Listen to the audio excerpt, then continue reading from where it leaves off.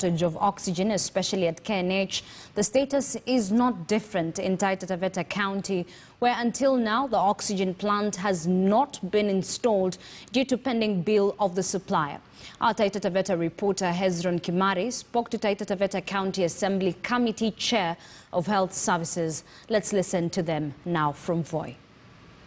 Well, as the country currently facing a shortage of oxygen, especially Kenyatta National Hospital, also in other regions, we'll be focusing on the same. And now in Taita Taveta County, now I'll be joined by the chairperson, County Assembly Committee of Health Services, maybe to share with us the status in this county, him being the chairperson.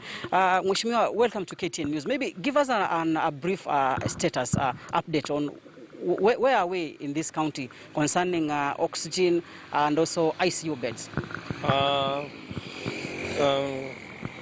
Currently, we have a lot of issues which are ongoing right now. The oxygen plant already is with us here at the hospital already, just awaiting installation, just a few items so that it can be fully installed. This oxygen, we've been promised within the next 2 or 3 weeks that the oxygen plant will be up and running. And already we have bought enough gas tanks.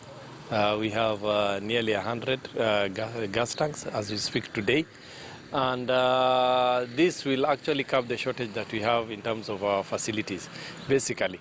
And we are also looking forward to any surpluses that we'll ever have that we'll be able to share with the other private institutions that we have around here, because they also become again our responsibility, because as people miss places in the county referral hospitals, then most of them will always flow back and go back to the private facilities. So as I speak today, also I sit in the county emergency COVID committee that actually is focused on the issue of ensuring that the safety measures that you have put for COVID are up to date.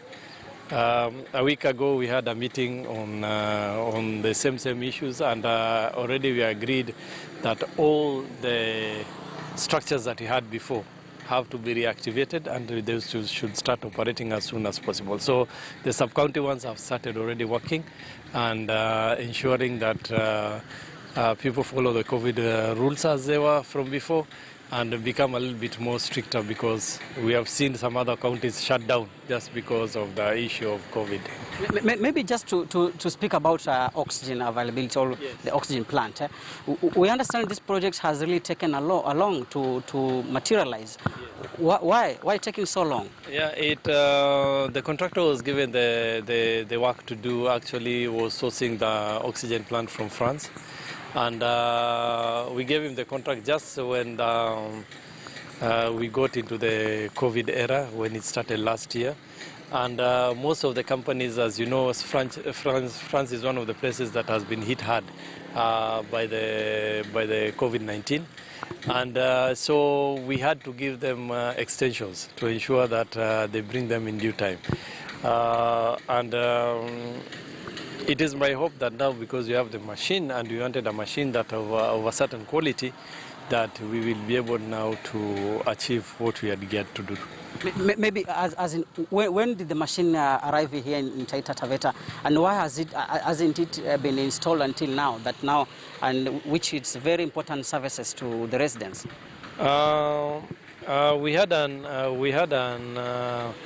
an official meeting with the CEC in charge as members actually of the county assembly, and he managed to come and visit us at the invitation of the committee. He visited us in Ndanyi at the county assembly chambers, and one of the key things that he still needed our support is to ensure that the same contractor has different bills, and you know the issue of pending bills has become a thorn in the flesh.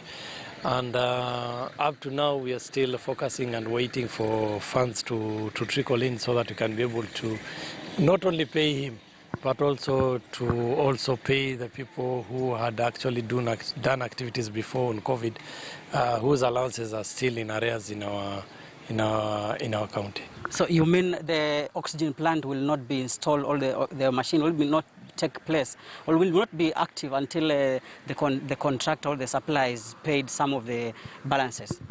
Yes, that is what he termed as part of his agreements, that basically we need to pay him a certain amount because importation of the machine, it has a cost, and then after years imported it, he needs to install it again, and then that also has a cost again on the same side. But we have asked also the Department of Finance to be able to facilitate up to maybe 2.6 million shillings to ensure that it's actually paid to this subcontractor so that he can pick up on the issues as fast as he can. So we are still awaiting from the CEC of Finance to be giving us an update on what should happen.